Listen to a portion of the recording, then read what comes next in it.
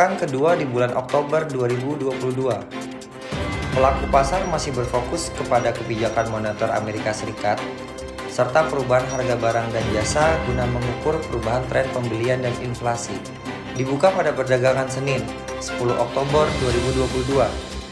Tidak ada data yang berpengaruh sebagai penggerak pasar dikarenakan all-day bank holiday seperti Jepang, Kanada, serta Amerika Serikat. Pada hari Selasa, diawali dengan data pertama dari Federal Open Market Committee atau FOMC pada jam 00.35 pagi.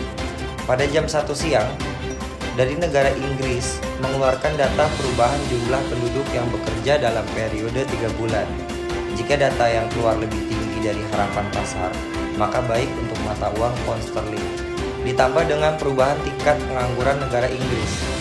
Jika data rilis lebih rendah dari ekspektasi pasar, maka akan baik untuk mata uang pound sterling. Pada jam 11 malamnya, penetapan suku bunga utama negara oleh Federal Open Market Committee atau FOMC Amerika Serikat. Jika kebijakan moneter sesuai dengan harapan, maka baik untuk mata uang dolar serta penurunan pada emas. Rabu, 12 Oktober, pukul 1 siang. Produk domestik bruto negara Inggris mengukur perubahan barang dan jasa yang dihasilkan dalam pengerucutan 1 tahun. Jika hasil data yang dirilis lebih rendah dari ekspektasi pasar, maka pesimis untuk mata uang Inggris tersebut. Pada malam harinya, jam 7.30 malam, indeks harga produsen Amerika Serikat mengukur harga barang yang dijual pemanufaktur.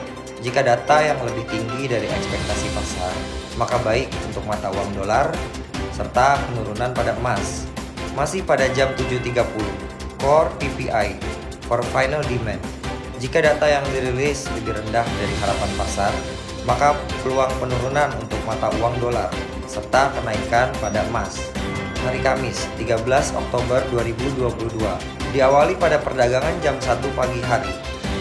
Ada Federal Open Market Committee atau FOMC membahas dan mengkaji ulang kenaikan suku bunga 3 minggu setelah Federal Rate diumumkan. Pada malam harinya, jam 7.30, indeks harga produsen Amerika Serikat mengukur harga barang yang dijual per bulan. Jika data yang dirilis lebih tinggi dari harapan pasar, maka baik untuk mata uang dolar dan peluang koreksi untuk emas.